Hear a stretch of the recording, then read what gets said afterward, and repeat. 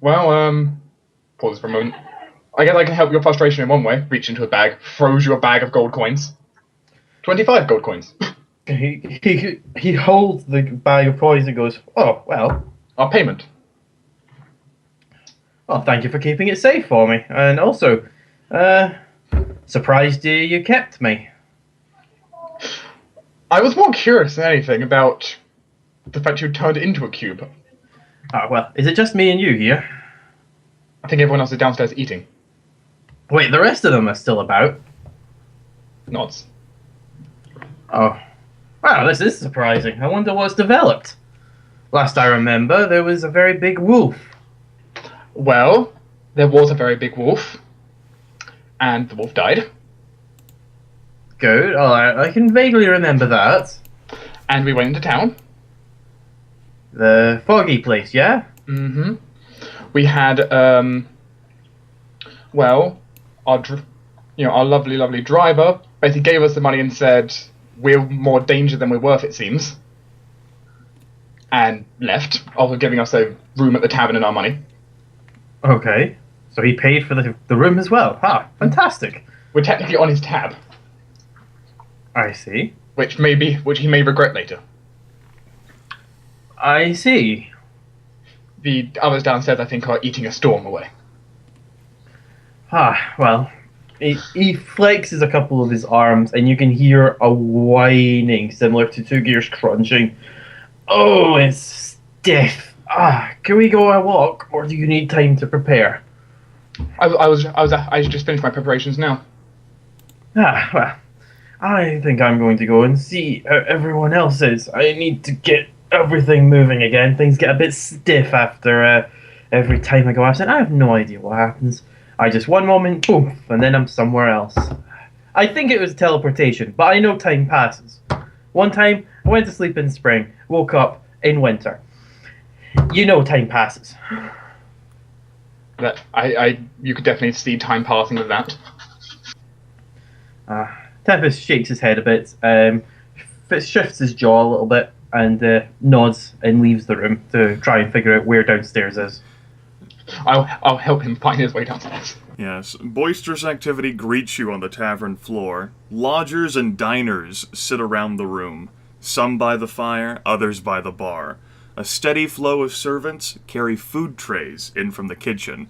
There's a troupe of halfling musicians near the door, their piping words full of life and love.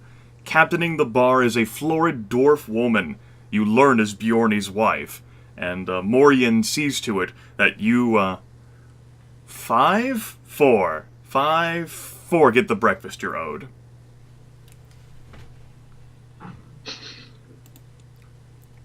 Thomas is just mechanically shoveling his breakfast in his mouth.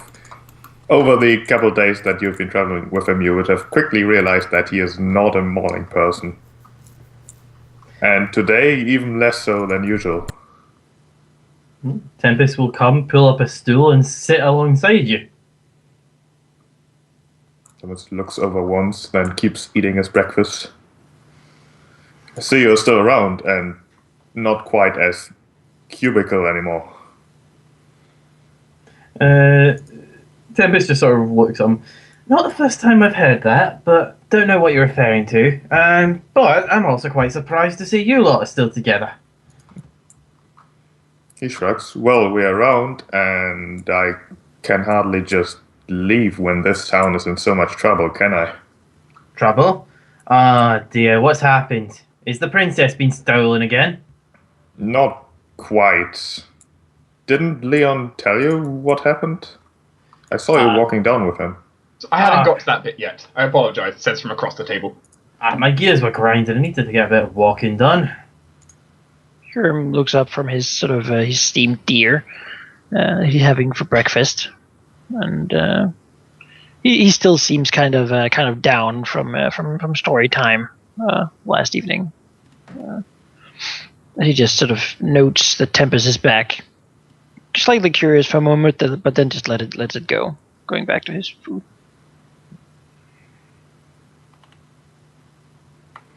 Well, the short version, if Leon doesn't want to tell you, or has not gotten to it yet. You see Leon as he as he puts a bite of baked shellfish into his mouth.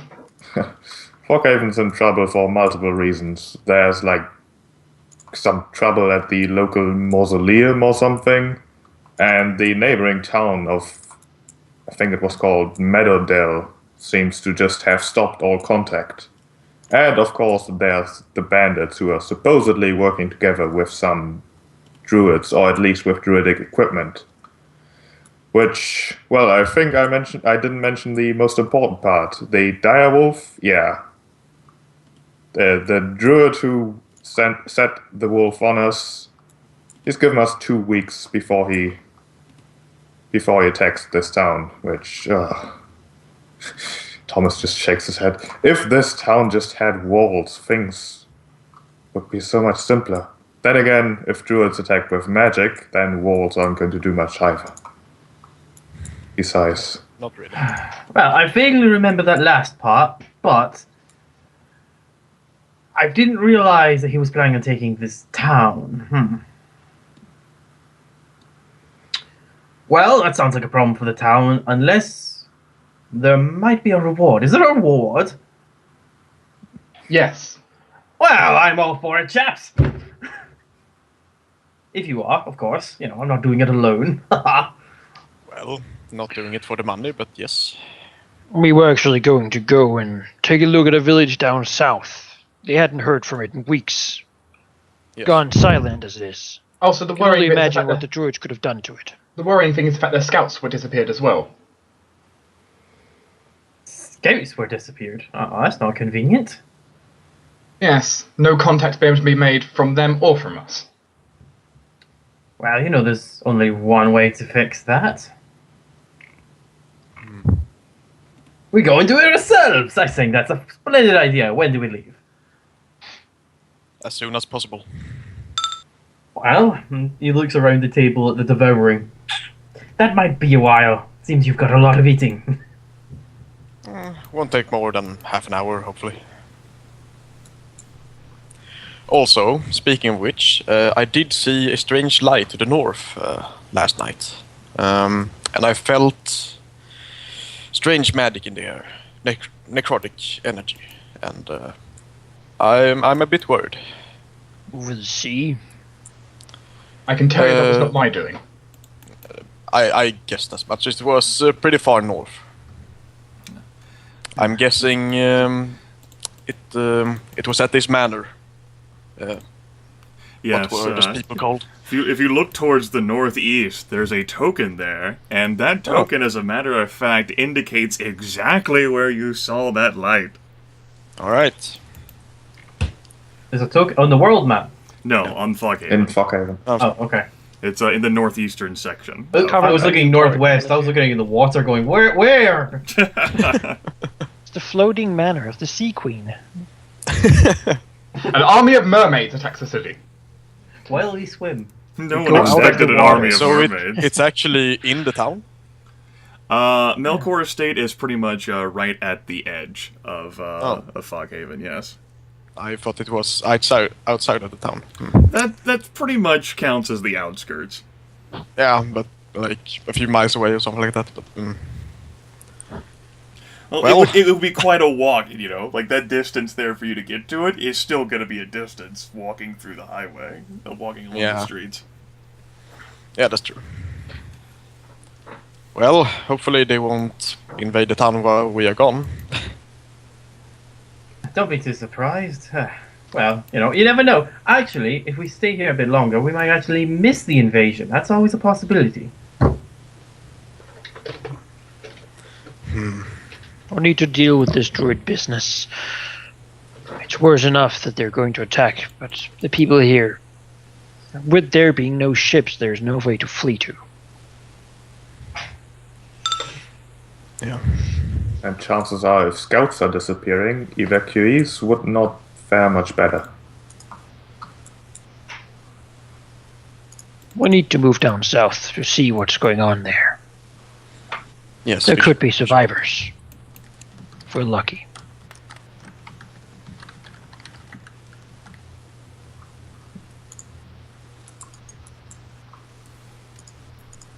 Alright. As Can we you eat up? as you four are finishing your meal, you notice that conversation around you, and, as a matter of fact, on the tavern floor, has come to a standstill. An ostentatiously robed man stands in the doorway, a scowl etched onto his leathery face, his presence exuding equal parts disdain and power. He steps forward towards the barkeep, people parting before him, nervous conversation following in his wake. He reaches Moryan and leans down to ask her a question. Once she points in your direction, he begrudgingly tosses her a silver coin before walking towards your table.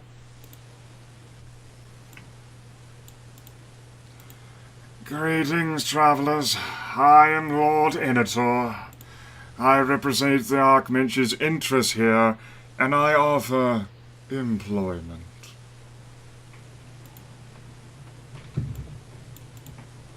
We are friends of the Archmage. Do speak, then.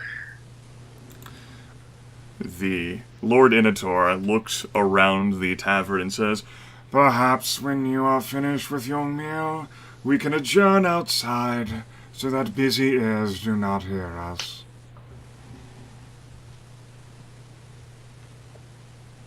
Yeah, Kieran wasn't very hungry anyway.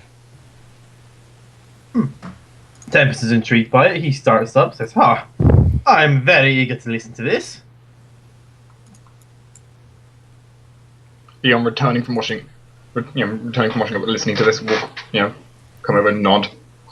Yes, I shall join you with this. Fargus will also nod, but not say anything. Alright.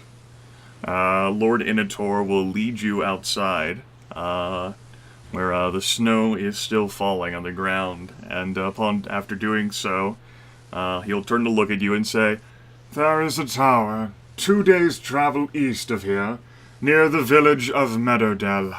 The simpletons think it's just an old observation tower, and to their credit, it was built for strategic reasons. No, the tower is a node, built atop a mighty ley line, and its existence is crucial in maintaining the Archmage's wards that protect the region. Take down the tower and... He makes a chopping motion with his arm.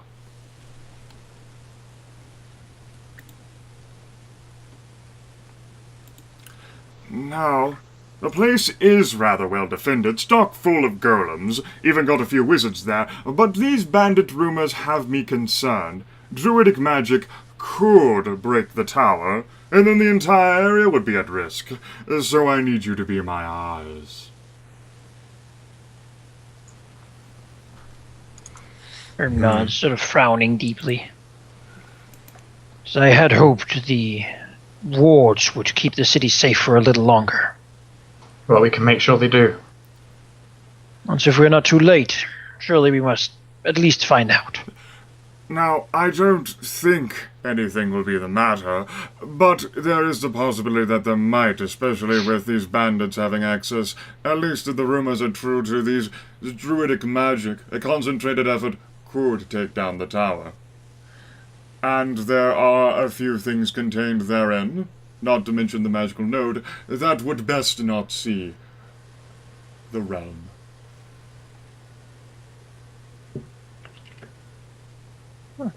We're going there today anyway. We will surely go and take a look. Just the more reason. Lord Initor gives a pleasantly surprised look, which you think is probably false. Because it only seems as if he would be the sort to condescendingly give one of those. Oh, splendid. Now, if everything is all right, then do tell the head wizard there that you were sent on behalf of me, and he will see to your reward. If the tower is not all right, and you resolve whatever situation might be there, then I suppose...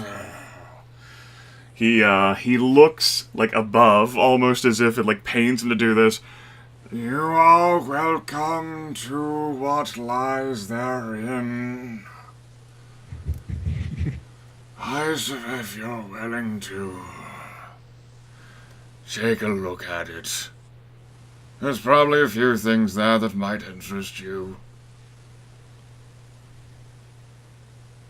Interesting.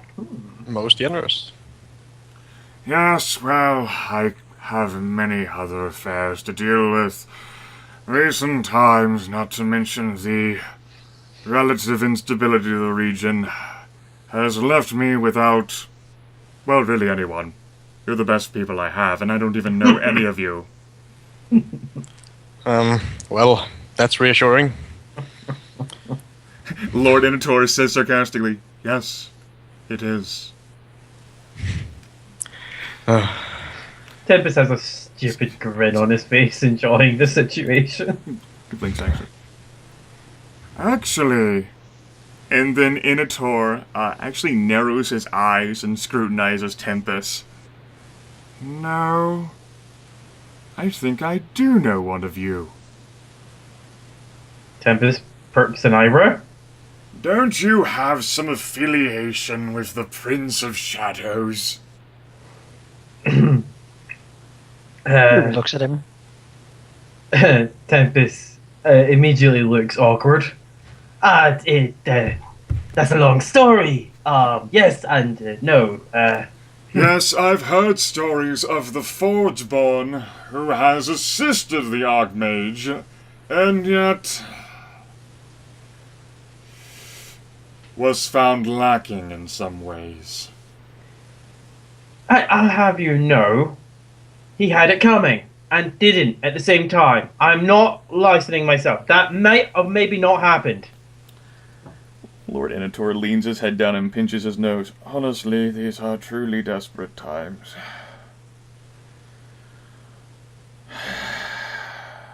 Alright. Whatever.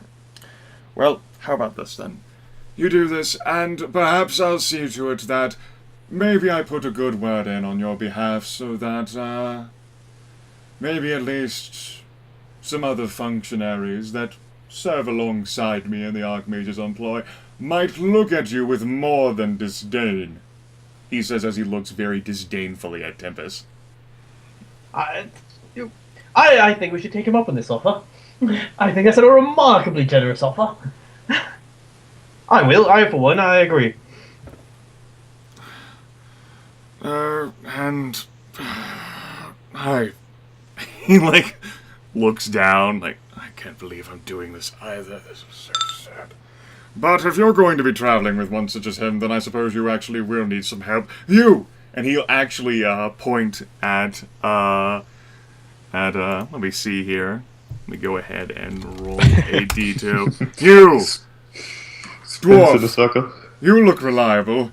Why don't you... And Lord Inotor will actually fish into his robe and pull out a small sapphire amulet. This here is my personal device that I use to demonstrate my belonging to the guardians of the tower, the golems, so that if I need to do anything there, they don't beat me to a pulp.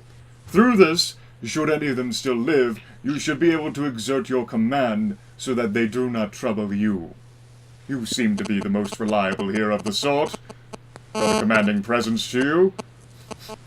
And I mean, you're a wizard, so obviously you're the most capable. Here you go. Gryph, ditch the phone. Sure.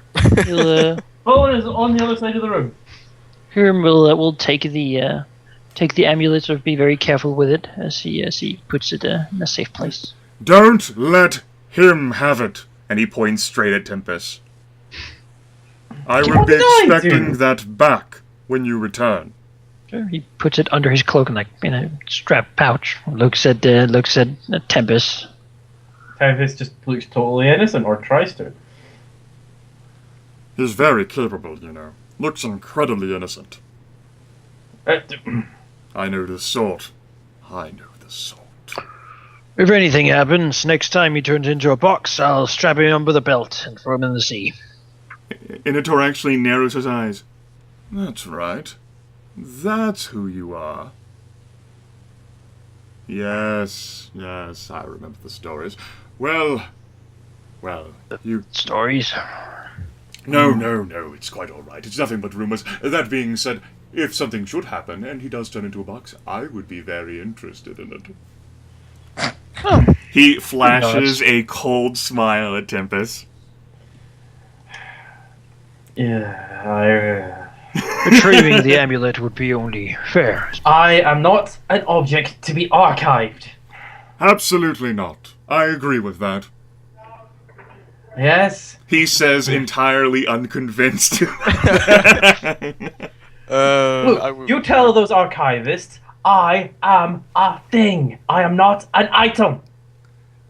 Yes, you are. That is a wonderful distinction. How about I leave you 5 to it then? Pleasant day. And the ostentatiously robed man will glide down the street, people quickly stepping out of his way. Yeah, Thomas looks after him as he leaves, kind of crossing his arms, frowning. So he turns to the rest of the party, saying, "I don't like him." Leon lets out a clearly held back chuckle at Tempus. Tempus says nothing but is glaring at the door. And Fargus besides, looks at Tempus. one would think that something as important to the Archmage as that tower thing and its head wizard would have some sort of magical way to communicate. It seems rather unprofessional to have to send, us to investigate. Unless the city has really gone dark and there's no response from anyone. I can only imagine he has tried. Now, the Prince of Shadows. Yes? Tale for the travel, perhaps? You could put it that way. Well, then I see no reason why we shouldn't leave immediately. Yes, let us be off. This might be more dire than we even thought. If these wards have gone down, there would be nothing stopping the forest and the creatures from therein from simply spreading out into the city.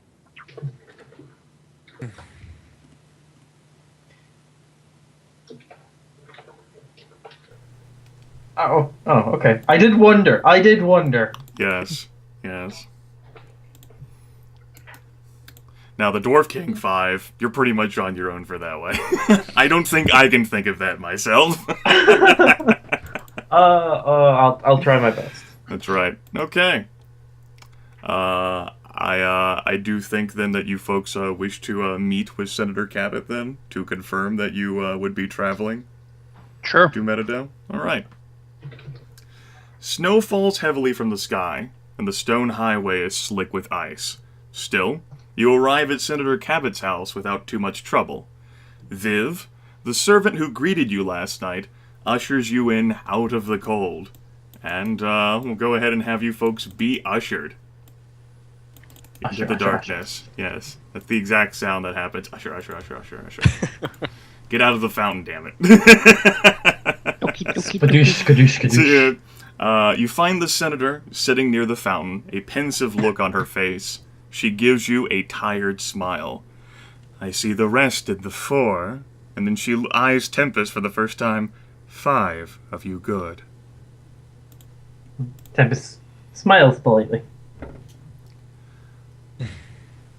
And then she, narrows her eyes and looks closely at Tempus.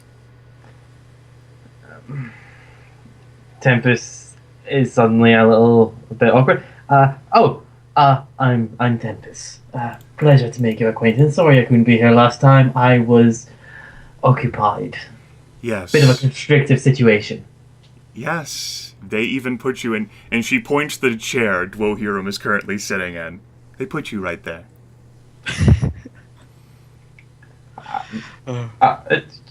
Tempus just slowly rotates right to look at the chair. Looks at Leon quizzically. The dwarf told me to. And it looks at the dwarf again. We don't know if you can hear anything in that form. You might be conscious. Tempus Although, is now that you aren't, bemused. you will never know what we did to you. Now he's worried and bemused. We didn't do anything. Stop trying to tease him. Looks over. I think next time we should glue some eyes on the box. Might make it easier to look at. Look. He returns back to the Carmilla and says, I seem to have made an impression on you that I'm a bit of the joke of this group, it seems. Senator Cabot says, I make allowances for adventurers. I was one myself long ago. Now, what can I do for you five this morning? Have you come to a decision regarding the requests I gave you last night? I believe we have. We will be heading out to the Meadowdell. Meadowdell. Meadowdell. To see what has happened over there. It seems like the most urgent matter. But I must warn you, I did see something last night. A strange glow from the Melkor estate. And I felt necrotic energies in the air. She frowns greatly and says, perhaps Alex was right then when she... I had thought it might have just been nobility hullaboo of the Melkors using their position and influence, but if she did come to me discreetly, perhaps there is trouble. However, I certainly can't find anyone to be spared, and I do imagine they would still prefer it handled discreetly. Perhaps, should you return safely, it's something that you can check into yourself. I can see to it that you can be put in touch with the estate's, for lack of a better term, acting head, Bree. Yes, we will have to. We will have to look into that once we get back. Carmilla actually looks over at Thomas. It looks like you still have the first name Callum. It looks like you still have that saved in your. sorry. Your full. Yes. Change that. Thomas has become Callum for the session. She actually looks over at Thomas and says, "And quite honestly, I've heard a few things about you, Thomas, and quite frankly, I'm surprised you're going to be traveling with this lot." And what do you think you've heard? Only that the priestess is displeased, but she hopes you will find your way. Thomas sighs. I suppose I have said some things that she disagrees with, and I have done so on many an occasion. I should not have hit that priest, regardless of what he said to me, but he shrugs. Things happened. Hit that. Leon stops. She offers a polite smile, although she does view Thomas with suspicion, and says, "Yes, things do happen. Perhaps being in a productive group, traveling to help others, will do your troubled mind some good." Thomas frowns. Productive group, I suppose. Now, this is actually coming out of my personal funds. Viv, could you bring the pouch from my desk? And the servant will actually scurry away and return with a pouch for the senator. And she'll actually say, you four, and then she eyes Thomas, 5 do seem the reasonable sort, and I am willing to offer payment even in advance for completing this task. 15 platinum pieces each for you, except for Thomas, who has a prior debt and will only be receiving 10.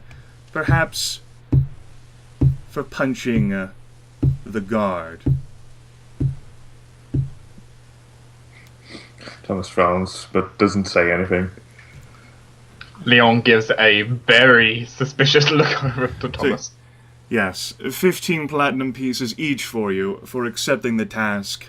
More will be rewarded should you actually manage to return successfully with news and results. There may be supplies you wish to buy before you leave, and Foghaven, given its location, does have some of those in stock. I advise that before you travel, you begin looking about and see what you might need for your trip. Yes. Each of you will receive 150 gold pieces, 15 platinum, except for Thomas, who receives 10 platinum, 100 gold pieces. Right. Oh, wealth. See, Now we can See, buy this shit. is a lady who pays. Yes. Like, if we look at how bad the trip was, like this is gonna be terrible. In addition, I will also give access, Gryph, while you were gone.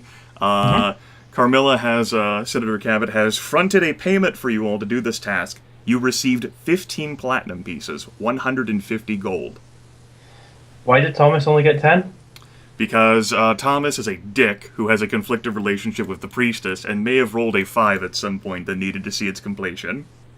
He's been beating up priests, apparently.